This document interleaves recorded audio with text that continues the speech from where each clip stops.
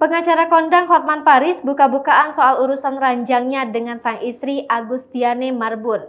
Ini menjadi kabar yang mengejutkan, mengingat pasangan suami istri ini memang hampir tak pernah disorot masalah rumah tangga.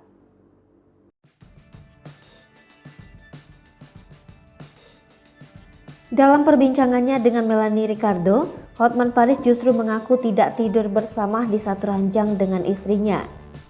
Alasan Hotman pisah ranjang dengan wanita yang akrab disapa N itu lantaran jumlah kamar di rumahnya yang banyak. Selain itu, Hotman Paris menyebut bahwa pandemi COVID-19 lah yang membuat keduanya harus pisah ranjang. Terlebih pengacara 62 tahun ini sering melakukan kegiatan di luar rumah dan bertemu banyak orang. Karena itulah ia harus tidur beda kamar dengan N demi keamanan bersama. Di sisi lain, Hotman menegaskan hal itu bukan karena tengah bertengkar dengan sang istri. Meski sudah 33 tahun menikah, Hotman Paris mengaku lebih senang pisah ranjang dengan N. Sebab Hotman tak bisa tidur kalau ada orang di sampingnya.